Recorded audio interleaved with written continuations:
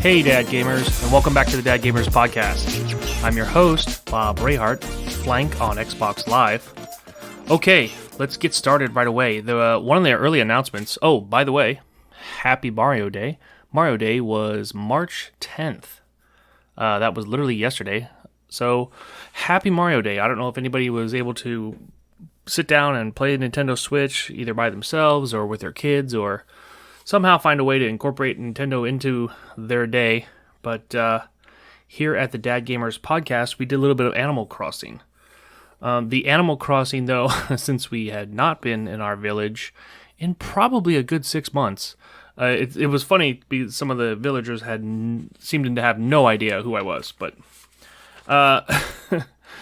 anyways, moving on.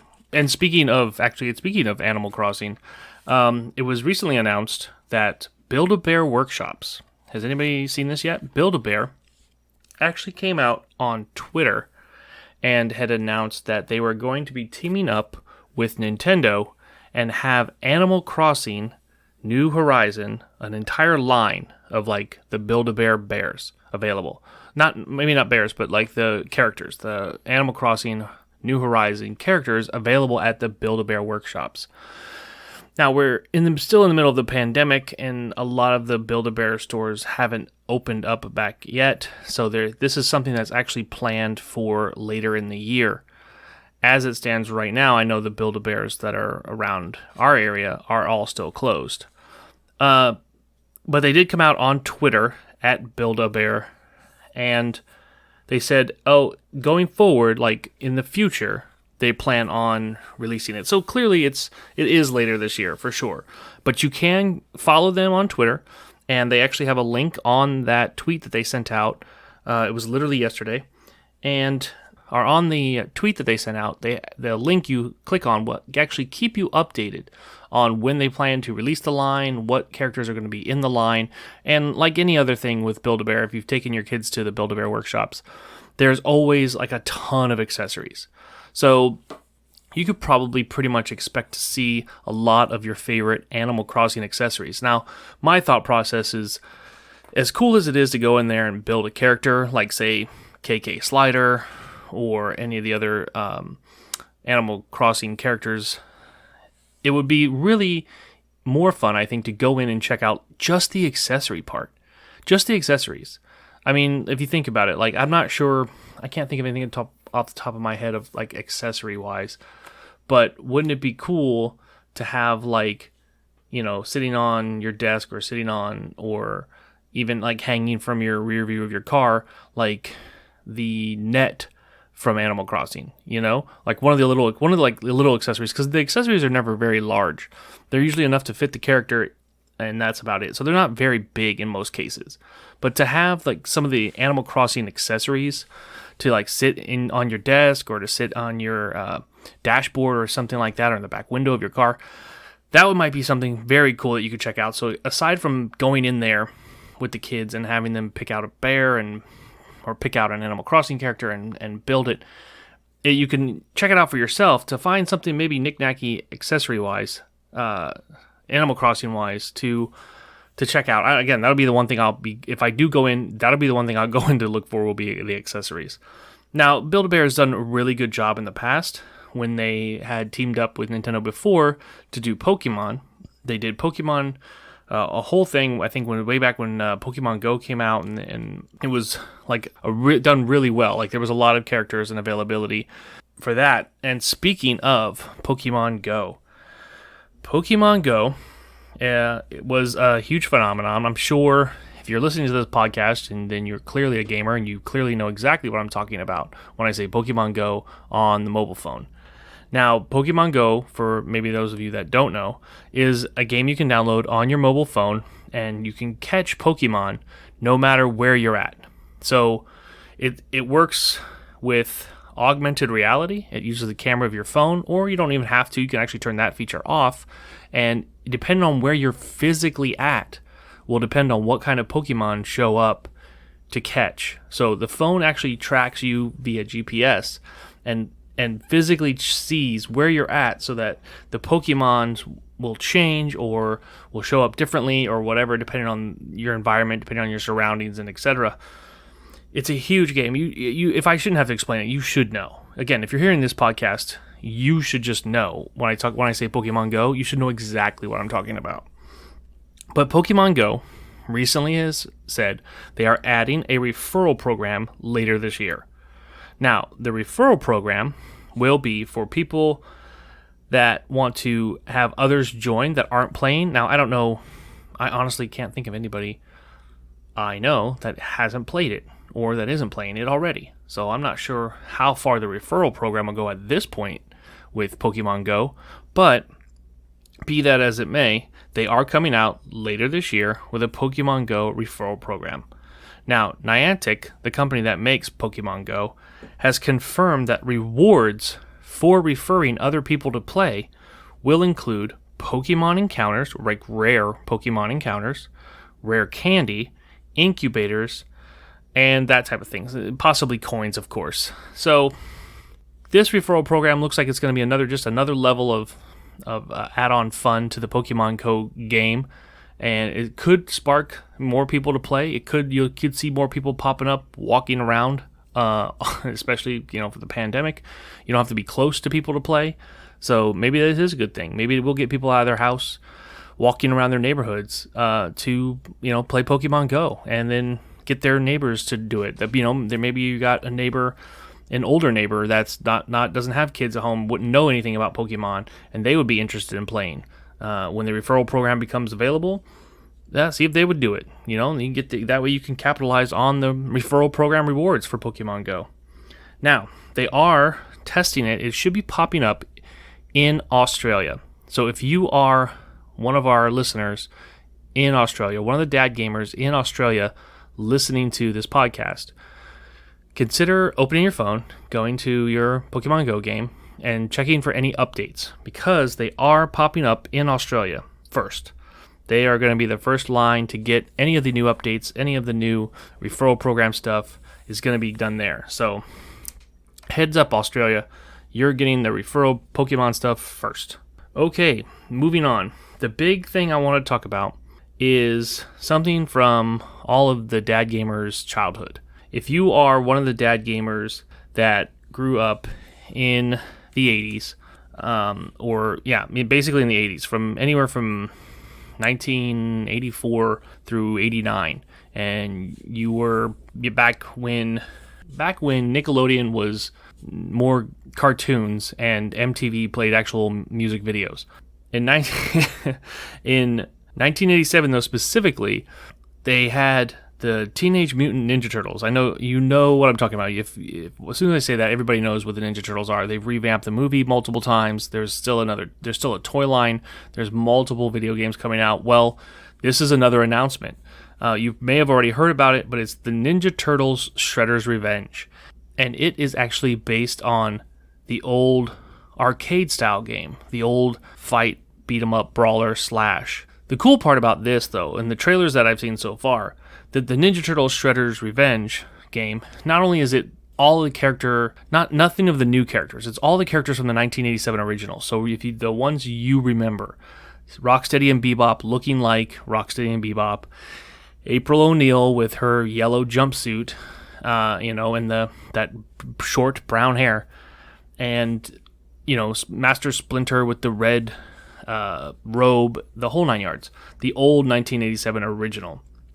Now, the game is being brought to us by Nickelodeon, as well as Tribute Games and I'm gonna mess this one up. I already know it, but it's called Dotemu. I may be saying that wrong. Sorry, Dad Gamers. Companies combined. They have yet to come out with a release date. Again, they've shown a trailer, and the cartoon style that they've even shown shows April O'Neil, shows Master Splinter like fighting kind of and kicking ass a little bit in the little trailer. So I don't know if that's trying to clue us in, like, hey, these are some hidden characters that you can play as later, or what.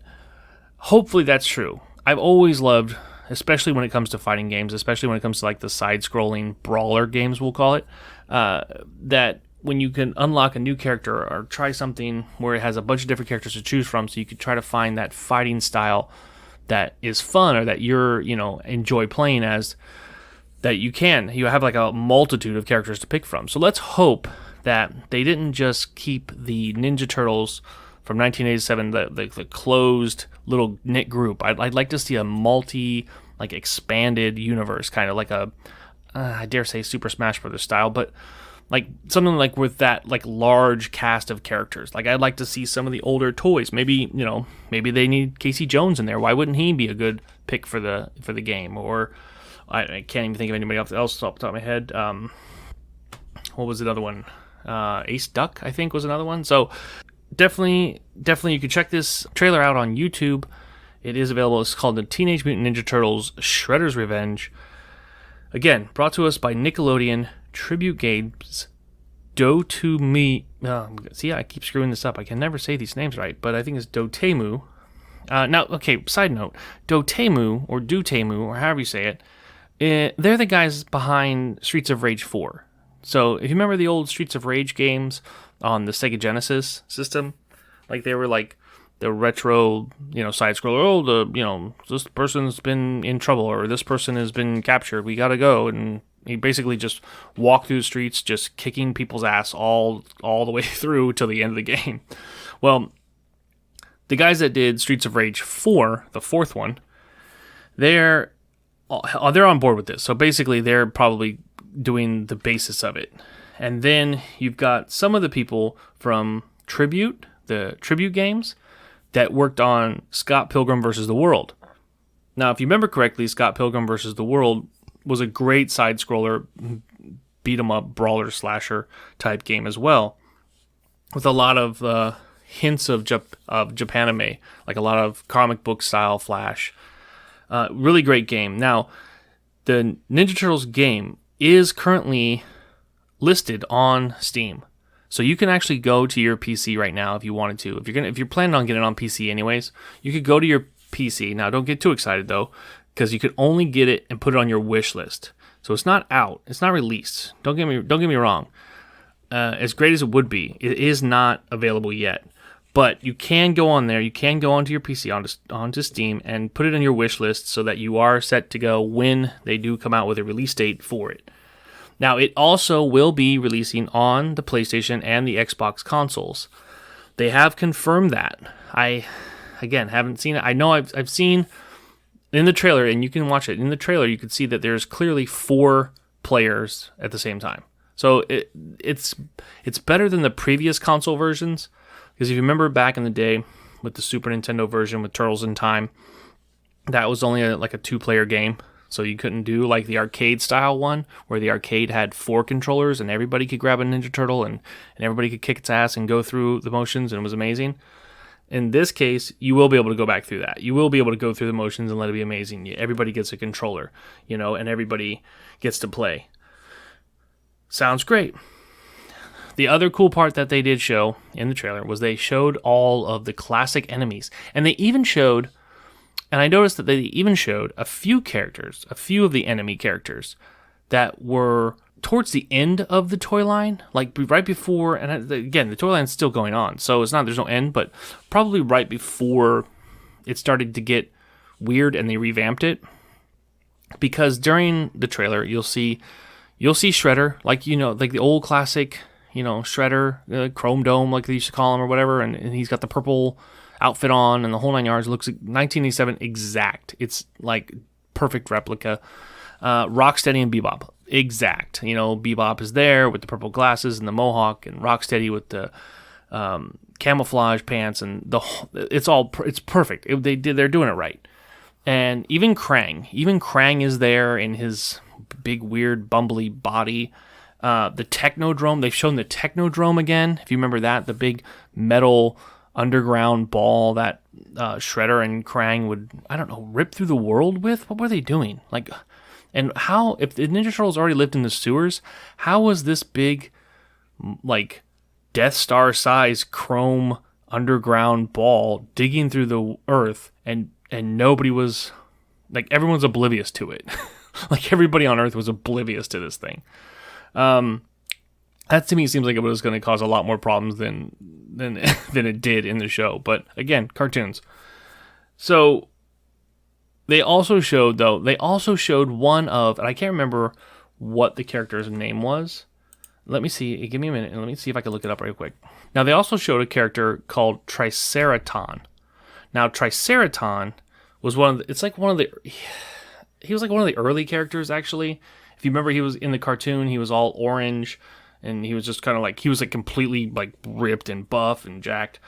And he was one of the bad guys, but it shows him in the trailer like ripping, like going towards them, like ripping towards them and trying to fight them. So clearly he is, I mean, and he was a villain in the show, so he clearly is going to be a villain again. But here's the thing. They took the one, because you remember, like I was saying this whole time, that this is based on the 1987 cartoon series.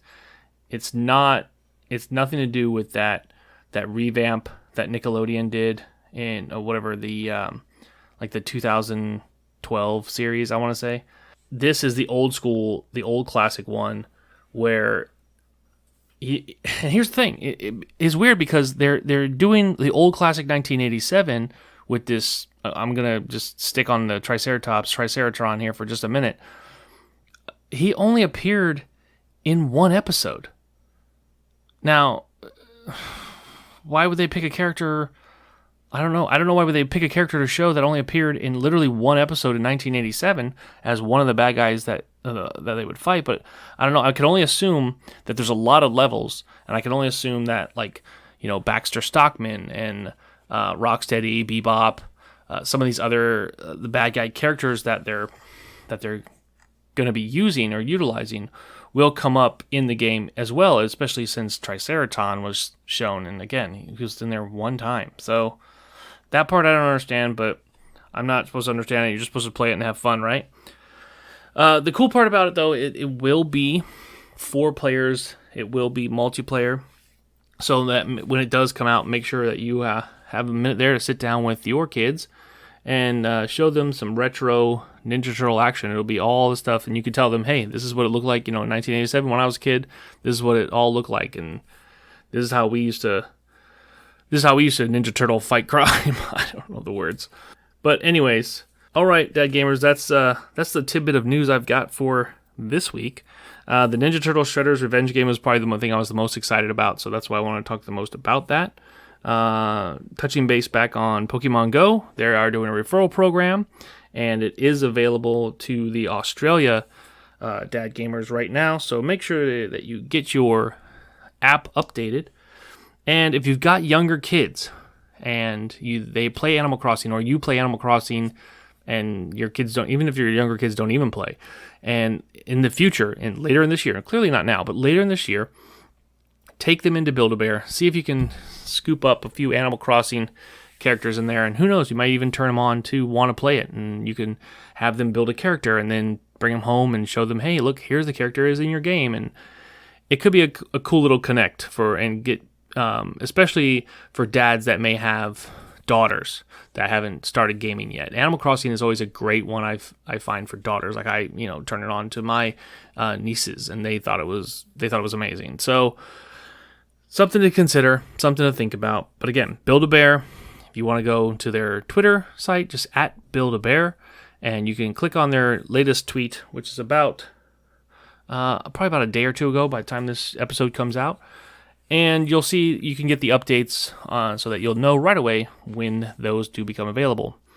Also, we are approximately 2 episodes out from getting the next drawing for our $25 Xbox Live gift card.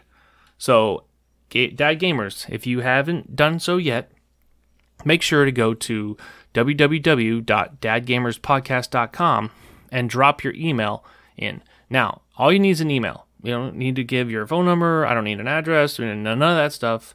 We don't use any of it. We just need an email address, and we need to be able to email you and verify that it is a real address if you're chosen. So, we are going to be coming up, literally, not the next episode, but the episode after that, we'll announce the next winner.